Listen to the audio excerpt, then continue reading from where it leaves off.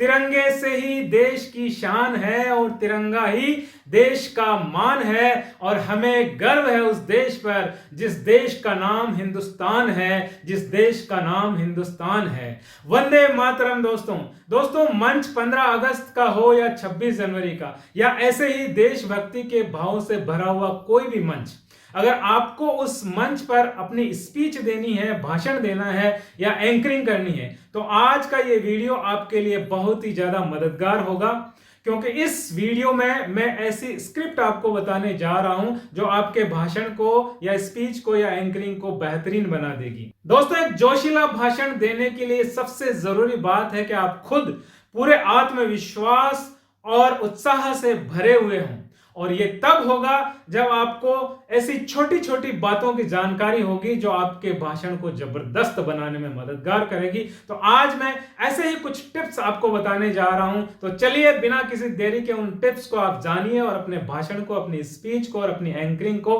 बेहतरीन बना लीजिए। सबसे महत्वपूर्ण और जरूरी जो बात है दोस्तों वो ये है कि आपको जिस विषय में बोलना है या जिस विषय पर आपको अपना भाषण देना है उसकी आपको सही और पूरी जानकारी होनी चाहिए।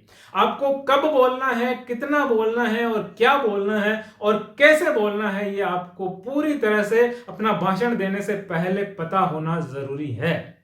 अपने भाषण से संबंधित बातों की जानकारी आपको पहले से ही जुटा कर रखनी है। आप इसके लिए अलग अलग माध्यमों का इस्तेमाल कर सकते हैं। कहीं से कोई पढ़ाई कर सकते हैं, कोई YouTube चैनल से, गूगल से सर्च करके किसी व्यक्ति से जानकारी लेकर आप अपने भाषण के विषय में जानकारी जरूर जुटा लें। इस तरह से अगर आप जानकारी अपने पास पहले से ही रखेंगे और उसको आप बार बार याद कर लेंगे तो आपका जो उत्साह है और जोश है वो पूरी तरह से बना हुआ रहेगा। जब भी मंच पर जाएं उसके लिए आपको सहज होना बहुत ही ज्यादा जरूरी है। इसके लिए आप पहले से अपनी तैयारी कर लें, अपने आप को ठीक कर लें, अपने बालों की स्थिति को ठीक कर लें, अपने कपड़ों की स्थिति को ठीक कर लें और एक गिलास पानी पी लें। इससे आप कूल रहेंगे, सहज रहेंगे और कॉन्फिडेंट भी रहेंगे।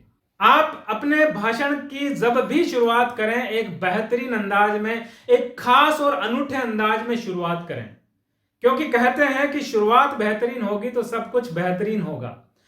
तो किसी शायरी के माध्यम से या किसी खास लाइन के माध्यम से जो कि बहुत ही रोचक हो, अट्रैक्टिव हो, जिससे सभी का ध्यान आपकी तरफ हो जाए, ऐसी किसी बात से आप अपने भाषण की शुरुआत कर सकते हैं। या देशभक्ति से भरा हुआ मंच है तो भारत माता के जयघोष से या वंदे मातरम के जयघोष से, उद्घोष से आप अपने भाषण की शुरुआत कर सकते हैं। आप जब भी अपना भाषण तैयार कर रहे होते हैं उससे पहले आपको अपने ऑडियंस के बारे में बहुत अच्छे से जानकारी जुटा लेनी चाहिए। उनकी उम्र क्या है, उनकी शिक्षा का स्तर क्या है, उनकी संस्कृति क्या है, इन सारी बातों से अगर हम पहले से ही परिचित हो जाते हैं तो हमारे भाषण में उनके संदर्भ और अनुकूलता के आधार पर वो बातें शामिल करें जिनसे वो आपकी तरफ अट्रैक्टिव होंगे, आपको ध्यान से सुनेंगे और आपसे बहुत अच्छी तरह से कनेक्ट हो पाएंगे, आपसे बहुत ही अच्छे से जुड़ पाएंगे और आपको इतना ध्यान से सुनेंगे कि आपकी हर एक बात उनके दिल और दिमाग में छा जाएगी। आपको यह भी अभ्यास कर लेना चाहिए कि अपनी बात को बहुत ही सरल शब्दों में और स्पष्ट शब्दों के साथ साथ में रोचकता को शामिल करते हुए अपनी बात को कहना आपको सीखना है। इससे आपके जितने भी श्रोतागण हैं आपकी पूरी बात के दौरान, आपके पूरे भाषण के दौरान उस मंच पर डटे रहेंगे और हमेशा के लिए आपकी बातों को ध्यान से सुनने का प्रयास करेंगे। सबसे खास और जरूरी जो बात है दोस्तों कि आप अपनी बातों के माध्यम से अपने श्रोताओं की भावनाओं को छूने की कोशिश करें।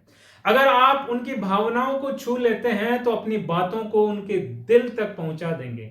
इसके लिए आप उनसे जुड़ी हुई बातें करें, उनके संदर्भ की बातें करें, उन लोगों की बात करें जिनसे वो परिचित हों। देशभक्ति की भावनाओं को उत्साहित करने के लिए आप बीच बीच में अपनी बातों में भारत माता की जय बुलवा सकते हैं, वंदे मातरम का उद्घोष कर सकते हैं, वीर जवानों को याद कर सकते हैं जो हमारे स्वतंत्रता के लिए शहीद हो गए। या आप अपने श्रोताओं को कोई देशभक्ति के भाव से भरी हुई शायरी सुना सकते हैं, जैसे कि वतन की मोहब्बत से हम खुद को तपाए बैठे हैं, वतन की मोहब्बत से हम खुद को तपाए बैठे हैं, मरेंगे वतन पर ही ये शर्त हम मौत से लगाए बैठे हैं, मरेंगे वतन पर ही ये शर्त हम मौत से लगाए बैठे हैं। दोस्तों, आपको अपने भाषण की शुरुआत से लेकर अंत तक अपने आप को उत्साहित बनाए रखना है, पूरे जोश से अपने आप को भर के रखना है, तभी आप अपनी ऑडियंस को भी उत्साहित कर पाएंगे, जोश से भर पाएंगे। इसके लिए आप फिर से कोई एक ऐसी ही शायरी आप उनको कह सकते हैं दोस्तों कि दिल में जुनून और आंखों में देशभक्ति की चमक रखते हैं, कि दिल में जुनून और आंखों में देशभक्ति की चमक रखते हैं, थम जाए दुश्मन की सांसें, अपने अंदाज में हम ऐसी धमक रखते हैं, कि थम जाए दुश्मन की सांसें, अपने अंदाज में हम ऐसी धमक रखते हैं। अपने भाषण को रोचक और आकर्षक बनाए रखने के लिए उसमें आप अपने व्यक्तिगत अनुभव या कोई ऐसी रोचक बातों को शामिल कर सकते हैं जिससे आपके जो श्रोतागण आपके सामने बैठे हैं वो आपकी बात को सुनने के लिए हमेशा जिज्ञासु बने रहेंगे कि अब आप आगे क्या बोलने वाले हैं, इसके बाद आप क्या बोलेंगे। इस तरह से उनकी जिज्ञासा आपके भाषण के प्रति, आपकी स्पीच के प्रति बनी रहेगी। अपने भाषण का आप समापन करें उससे पहले आप अपने श्रोताओं को किसी एक्शन के लिए जरूर आमंत्रित करें। वो एक्शन कोई छोटा सा संकल्प हो सकता है, कोई छोटी प्रतिज्ञा हो सकता है। अगर ये दोनों ही ना हो तो बहुत ही छोटा सा एक्शन आप किसी बात से उनसे तालियां बजवा सकते हैं, या फिर से भारत माता का जयकारा लगवा सकते हैं, वंदे मातरम का उद्घोष कर सकते हैं। इस तरह से आपकी जो बात है वो भी धमाकेदार तरीके से आप समापन की ओर ले जाएंगे। अपनी बात को खत्म करने से पहले आपको अपने शब्दों में उस कार्यक्रम के आयोजकों का, उस कार्यक्रम में मौजूद मंच का, उस कार्यक्रम में सहयोगियों का और अपने श्रोताओं का धन्यवाद और आभार जरूर व्यक्त करना है। उसके लिए भी आप कोई जबरदस्त तरीके से किसी खास लाइन के माध्यम से या किसी शायरी से उनका स्वागत कर सकते हैं, उनका अभिनंदन कर सकते हैं। और लास्ट में आप किसी एक बेहतरीन कोट या शायरी के माध्यम से समापन करें अपनी बात का। तो वो कोट कुछ इस तरह से भी हो सकता है दोस्तों, ना सरकार मेरी है ना रोब मेरा है, ना सरकार मेरी है ना रोब मेरा है, मुझे तो गर्व है इस बात का कि मैं हिंदुस्तान का हूं और हिंदुस्तान मेरा है, मुझे तो गर्व है इस बात का कि मैं हिंदुस्तान का हूं और हिंदुस्तान मेरा है। दोस्तों, उम्मीद है आज का ये वीडियो आपको बहुत अच्छा लगा होगा और आपके भाषण को बेहतरीन बनाने में ये जरूर मदद करेगा।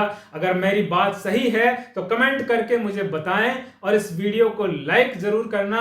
अगर चैनल को सब्सक्राइब नहीं किया है तो बेल आइकन के साथ में इस चैनल को सब्सक्राइब करके ही आप इस वीडियो से बाहर निकलना। दोस्तों, फिर मिलेंगे एक नए वीडियो के साथ में, तब तक के लिए नमस्कार, जय हिंद, वंदे मातरम।